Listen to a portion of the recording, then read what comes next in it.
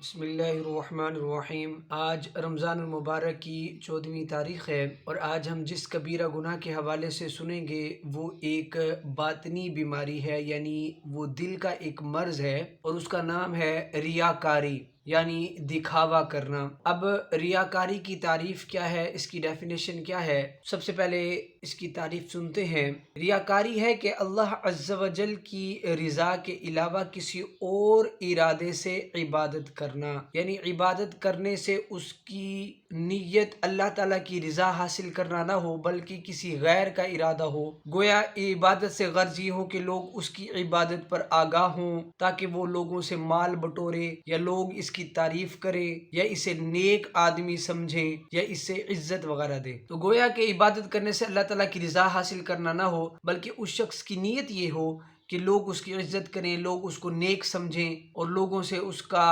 مقصد مال حاصل کرنا ہو، عزت حاصل کرنا ہو، دنیا حاصل کرنا ہو۔ تو اس کو دکھاوا کہتے ہیں، اور اسی کو ریاکاری کہتے ہیں۔ قرآن مجید میں اللہ تعالیٰ نے منافقین کے بارے میں ارشاد فرمایا، سورۃ النساء میں فرماتا ہے، بسم اللہ الرحمن الرحیم، یراؤون الناس ولا یذکرون اللہ الا قلیلا۔ ترجمہ، لوگوں کو دکھاوا کرتے ہیں اور اللہ کو یاد نہیں کرتے مگر تھوڑا۔ اور فرمایا، کالذی ينفق مالہ رئاء الناس۔ ترجمہ، اس کی طرح جو اپنا مال لوگوں کے دکھاوے کے لیے خرچ کرے۔ ایک بڑی طویل حدیث ہے، اس کا خلاصہ میں آپ کے سامنے بیان کرتا ہوں۔ قیامت کے دن لوگوں میں سب سے پہلے ایک ایسے شخص کا فیصلہ کیا جائے گا جو شہید ہوگا، اس کو اللہ کی بارگاہ میں لایا جائے گا، اسے نعمتیں یاد کروائی جائیں گی تو وہ اس نعمتوں کا اقرار کرے گا۔ پھر اللہ ارشاد فرمائے گا، تو نے اس نعمتوں کے بدلے کیا کیا؟ وہ عرض کرے گا، میں نے تیری راہ میں جہاد کیا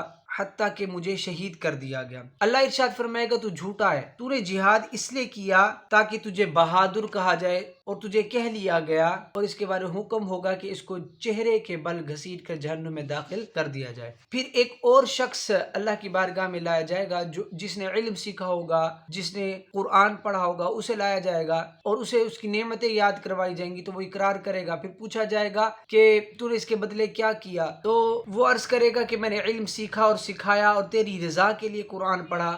اللہ ارشاد فرمائے گا، تو جھوٹا ہے، تو نے بلکہ قرآن اس لیے پڑھا، اس لیے علم حاصل کیا تاکہ تجھے قاری کہا جائے، سو کہہ لیا گیا، اور اس کے بارے میں حکم دیا جائے گا کہ اس کو چہرے کے بل گھسیٹ کر جہنم میں ڈال دیا جائے۔ ناظرین کرام، پھر ایک ایسے شخص کو لایا جائے گا جس کو بہت سا مال دیا گیا ہوگا، بہت مال میں وسعت دی گئی تھی، تو اس کو نعمتیں یاد کروا جائیں گی، وہ نعمتوں کو اقرار کرے گا۔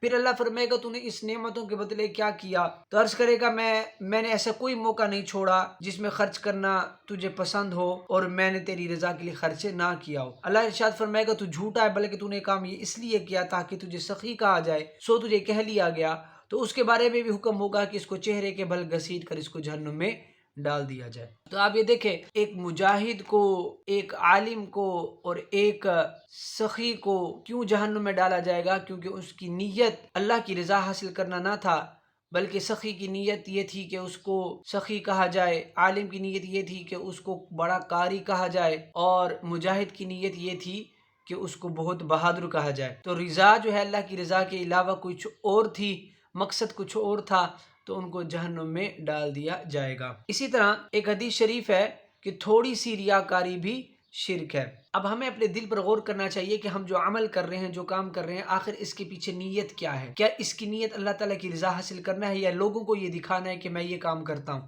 جیسے رمضان شریف میں اب دسترخوان لگایا جاتا ہے، تو اس غور کیا جائے کہ دسترخوان میں کیوں لگا رہا ہوں، کہ لوگ مجھے نیک سمجھیں یا بہت سخی سمجھیں، یا اس کے پیچھے اللہ کی رضا ہے؟ اسی طرح کوئی بھی کام کیا جائے، صدقہ و خیرات کرنا ہو یا نماز پڑھنی ہو، تو دل پر غور کرے کہ کیا میں نماز اس لیے پڑھتا ہوں تاکہ لوگ مجھے نمازی کہیں؟ کہیں ایسا تو نہیں کہ تنہائی میں میرا عبادت کرنے کا دل نہ کرتا ہو، یا عبادت مختصر ہو جاتی ہو، لوگوں کے سامنے میں عبادت زیادہ کرتا ہوں، میرا عبادت میں لوگوں کے سامنے دل زیادہ لگتا ہو؟ تو دل کی کیفیت پر غور کرنا چاہیے کہ آخر ایسا کیوں ہے کہ لوگوں کے سامنے میں بڑی ایکٹیو طریقے سے عبادت کروں اور تنہائی میں مجھ سے عبادت نہ ہو؟ تو کہیں میرے دل میں ریاکاری تو نہیں ہے؟ تو ہمیں اپنے دل پر غور کرنا چاہیے۔ یہ بھی یاد رکھیں کہ کسی کو نیک کام کرتے ہوئے دیکھا جائے تو دل میں یہ گمان نہ کریں کہ یہ ریاکاری کی وجہ سے کر رہا ہے، کیونکہ ریاکاری کا معاملہ دل سے ہے اور ہم دل کی نیت نہیں جانتے، تو اس بدگمانی کی وجہ سے آپ خود ایک گناہ کے مرتکب ہوں گے۔ اللہ تعالیٰ سے دعا ہے کہ اللہ تعالیٰ ہمیں